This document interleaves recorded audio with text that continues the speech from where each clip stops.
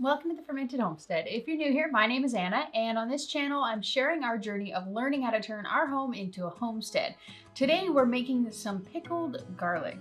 We have a bunch of garlic in the fridge. I have 2 of these big bags of garlic that I got from Costco. And these are from Christopher Ranch organic peeled garlic. I really like these things, and so I had just bought a couple of bags so that I can preserve them just to have on the pantry shelf for later. One of those ways that I'm going to be preserving them is pickling them. I've never tried pickling them, but I wanted to can them, but when I did some research into it, I kind of came to the understanding that it's not a great idea to can just plain garlic. There's not really a lot of recipes out there. There's none that's actually approved and tested, and the reason for that is when you can just straight garlic, it loses a lot of its flavor. It's really bland, and it's just not anything super pleasant. You can do it like in a pressure canner for the same amount of time that you would do onions, but it's just not recommended. So I'm gonna go with this route because I really like fermented garlic, but I want something that's a little more shelf stable. I have some fermented garlic in my fridge, and I just don't have any more room for it. Certainly not anything of this level. I want to preserve all this stuff so it's shelf stable and it can last for a long time. So we're gonna be using a recipe. It's by SB Canning.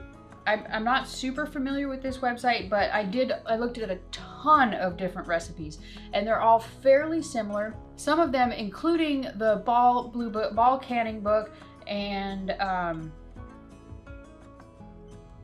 National Center for Home Food Preservation, they both call for 10 minutes of processing time. A couple of the recipes I came across called for up to 30 minutes with the pint jars, 20 for the half pints, and 35, I think it was, for the half pints. I'm just gonna go with what this recipe says, and it says 15 minutes. So first thing we're gonna do, this recipe is for like a single pint-sized jar. So we're gonna increase that, and we're just gonna go ahead and fill all of 1 canner load full of pint jars, and then we're gonna stop. So it calls for 6 garlic heads, and then 1.5 cups of cider vinegar, and then 1/2 cup of sugar, 1/8 of a teaspoon of mustard seed, 1/8 of a teaspoon of celery seed, and then it gives you an option of various different types of spices that you could add to it. They suggest dried whole red chilies, red pepper flakes, dried oregano, sprig of dill, and ginger. A lot of the recipes that I came across called for just oregano as the spice, but I find oregano to be it's delicious, but it's overpowering, and it just completely takes over everything. So I don't want to make an entire canner load full of garlic taste like oregano, because I only make so much garlic, you know what or so much spaghetti, you know what I'm saying? So we're gonna do this a bit of a simpler way. And so right off the bat, we're gonna quadruple the batch for the brine here. That was 4 cups, so we're gonna add another 2.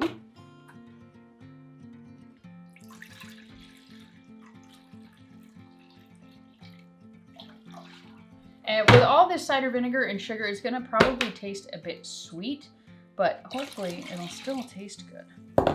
So we have that, and then we also have 2 cups of sugar in here. I kind of overfilled it. And so what it says to do is just to heat it up. It says to add in the mustard seed and the celery seed and cook it while it's there, but it also says just to warm it up to the point that the sugar dissolves. So I want to make sure to have a bit more of a controlled recipe inside of each jar, so I'm going to add the spices to each jar directly, and we're just going to warm this up. That's it. While that's warming up, we're going to get started on all this stuff here. What we're going to do, we have our clean canning funnel. So I'm not entirely sure if I made my point earlier, but the reason that we're going with the pickled garlic is that according to all of the online people, this is supposed to preserve the flavor of the garlic much better.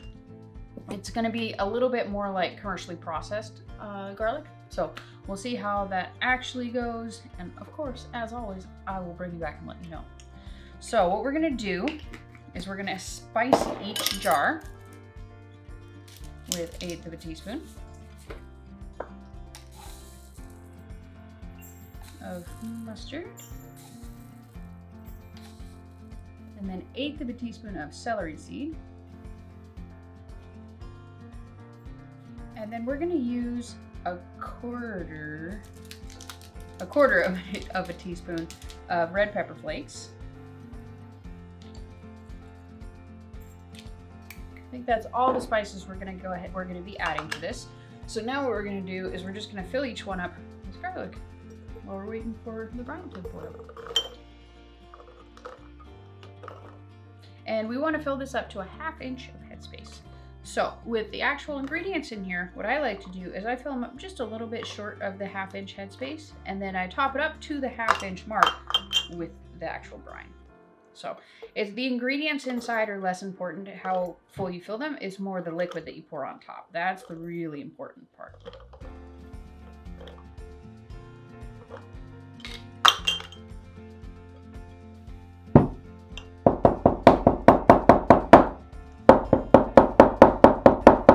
And with the jars, in order to get them to kind of lay a little better inside the jar, you can just take it. You don't want to do it on like a hard surface, but if you have like a towel or a pot rack or something like that, you can just kind of tap it on the counter and it'll help it to settle.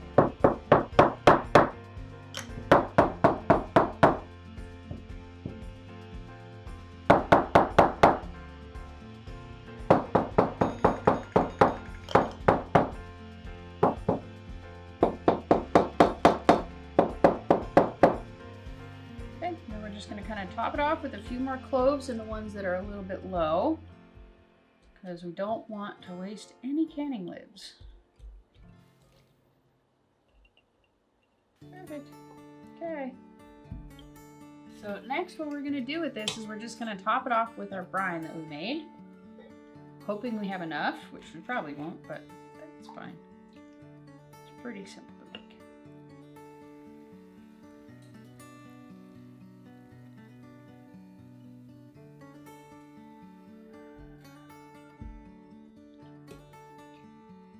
So I have been trying to wait until my roosters would stop crowing, but it's just not going to happen. So sorry. I recently had several roosters up in the pen up here, in the run up here, and then I decided to move a bunch of the chickens down there to go through a garden that I have down there. It's almost November, and so it's totally just decimated, and so I moved a bunch of them down there to work through it, and I had to put a rooster or two down there, so they're just like calling back and forth to each other or something. Like that one will crow and then that one will crow, and then it's just like this long thing that lasts like 20 minutes, and it's really annoying. So sorry, but anyways, what we're gonna do with this is we're gonna debubble it, and what that does is that you use a tool like this, or you can use a chopstick, you can use a wooden spoon, you can use a small spatula, anything but metal. You don't want to use like a knife or a spoon or something like that. You can use a plastic knife or spoon. That'd be a good idea. But, so what you do is you kind of just get it down in there and you push on it, and you just do your best basically to push all the air out of each one. You're kind of just getting the liquid to go where the air was and pushing it out through the top. And then once we're done with that, we will top it off with more water.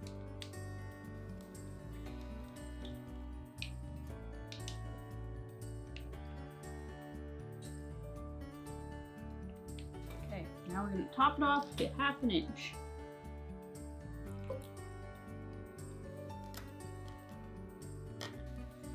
So with this, we have a few extra cloves in here. So we want to make sure we take them out because you don't want to exceed the headspace. So you could probably get away with having a few poking out, but why take the risk? And not to mention, any that are poking out at the end when you're all done and it's on your pantry shelf, they're going to oxidize a little bit. They're not going to be the same. They're going to get kind of funky colors and stuff.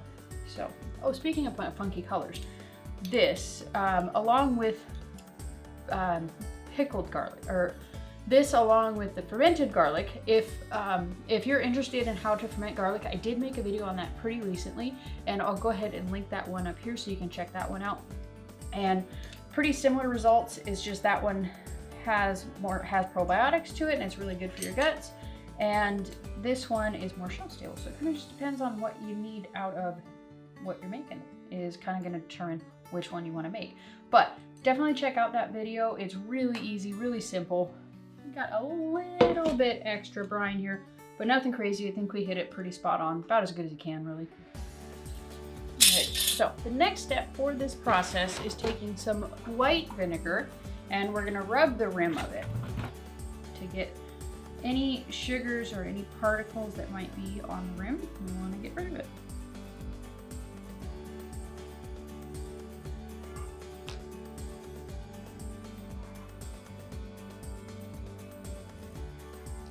And just so you are, with these jars, I went ahead and sterilized them. You don't have to, but it is a pretty short processing time, and it is water bath canning, so I generally try and err on the side of caution, especially when water bath canning.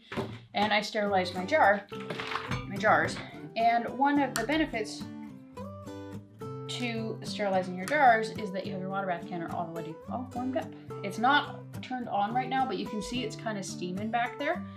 And you want to get it to about 180 degrees is kind of the right spot for that. And you just kind of keep it kind of warm, and it'll just, you don't want it to be super cold, and you don't want it to be super hot, because if it's super hot, you're going to crack your jars. And if it's super cold, one, it'll just take forever to actually can it, and then two, you could also possibly crack your jars. It's much more likely if the water's too hot, but it could happen either way. Lids. These are brand new lids. They just came off of new jars, and we weren't ready. We didn't use them, so we're gonna put them on here. Anytime that you're canning anything, you want to make sure that you're using brand new lids. You can reuse the rings, but you don't want to reuse the lids. And the reason for that is that it has this little red ring around here. That is it's like a glue kind of thing. And in theory, you might be able to get by with using it a second or third time, but it's not really advised by pretty much anybody, because you're really risking your health if you use these. Okay, so then we're gonna put them on here, and we're gonna do it fingertip tight. And the way that I've learned to do fingertip tight is as tight as I can get it with these 3 fingertips, kind of gets it just perfect. I'm not cranking it on there. I'm just kind of going to tight and then just a little bit past it. So you'll be able to feel it, like, kind of get it on there, right? And then it's just a little bit of a turn. Like that's where it just kind of naturally stops. Crank it on there. There we go.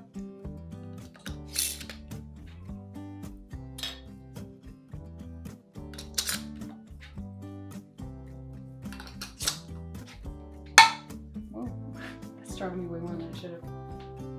Okay, so now we have our water bath going. It's warmed up back there, and we're just gonna put all these in here. I said earlier that those needed to process for 15 minutes, but I was incorrect. It is 20 minutes. So always make sure that you double check your recipes and double check all your times. You're never gonna, especially if you're looking at multiple different recipes, you're gonna have different times stuck in your head. So right before you actually do the actual canning process, make sure you double check it. Because I have canned things incorrectly in the past, and if you don't do it for enough time, you're just gonna have to throw it away. It's just gonna be garbage for the most part. You can reprocess it, but generally by that point, it's pretty much just gross. I've done it before. I've had to throw away a whole batch of jam for under processing it, and I was so super bummed. So I'm glad I double checked it. It's 20 minutes, not 15 minutes. I will definitely make sure that I corrected that earlier in the video.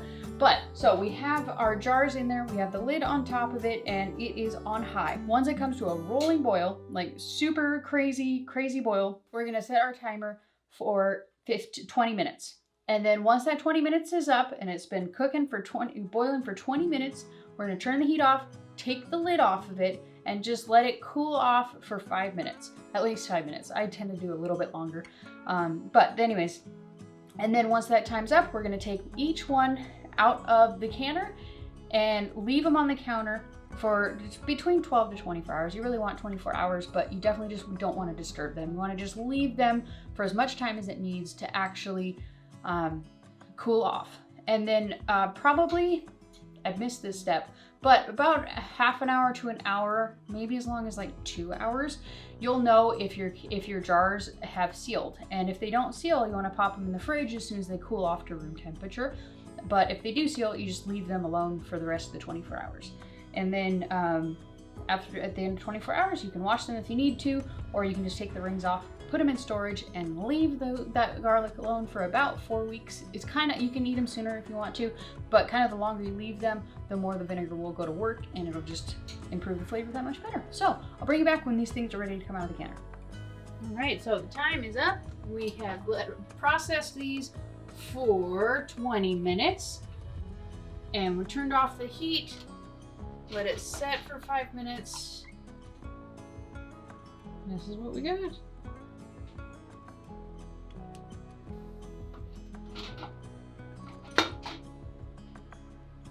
In about 4 weeks or so, I'll bring you back and I will let you know how these taste. We'll do a little taste test together once these have had enough time to actually marinate and get all good and delicious, and I'll bring you back then. I just recorded all of that and it did not actually record apparently. So I'm gonna pretend to taste this again for the second time. And so we have our pickled garlic. It's been about 2.5 months since we actually canned and pickled this. This was done on 10/27. It is now yesterday, Monday. I don't know what date that is, but anyways, this is yesterday from when I'm posting this video. So now we're gonna go ahead and give this one a try. I have this here, actual like fermented garlic, and this one is really good. It's kind of a milder flavor, and I'm using this one a lot now since I'm doing gaps, because the gaps version of a lot of different vegetables is definitely ideal, especially in the beginning stages of it. And I've also had the honey, the fermented honey garlic, and that one is delicious as well. So we're gonna go ahead and give this one a try again, and we're gonna pretend it's our first time. So here we go. Right now I am doing gaps, so I planned on only having one of these garlic cloves, but since it didn't record, apparently we're gonna have 2 today, because it has the sugar in the brine, and I'm not supposed to have that. It is really tasty. It really is. Out of the 3 that I had mentioned, the fermented garlic, the honey garlic, and this one probably has the best flavor. It doesn't have much of the zing or the bite or the heat that garlic has to it. It has some sweetness to it, but it doesn't have like a off kind of taste that the honey fermented garlic does. This one definitely is the least, I'm sure, is the very least nutritious for you. It has the least benefits of it. It doesn't have any of the good microbes like this one. Ooh, that one's still a little bit charged, like the fermented garlic does. And then it doesn't have all the benefits of the honey and the fermentation of the honey fermented garlic. So, and this one is, I would say, not by much, but it has a better flavor, and but it doesn't have it doesn't have a lot of the health benefits that the other types of garlic have. So I would definitely still recommend that you try this, and it does still have a crunchy texture to it. It's still nice and crunchy, and like I said, it doesn't have the really harsh bite that raw garlic has to it. So I definitely recommend that you try this if you have some extra garlic on hand, or just go to Costco and buy a bag of it and ferment it or can it up so that you have it on your shelf for when you want to use it later. It's very tasty, it's delicious, it's got a little bit of sweetness to it, it has a mild kick to it. Definitely give this one a try. It is delicious, and I love knowing that I have this on hand. Don't need to find storage for it, and I don't need to maintain any electricity or take up space in the refrigerator for it. I can just keep it on the pantry shelf and open one jar at a time as I need it. So I hope you enjoyed this video. I hope that you give this a try. Be sure to let me know down below what you think of this, and also any variations that you have tried on pickling your garlic. Be sure to hit the thumbs up button if you enjoyed this video, and we'll see you next time. Bye.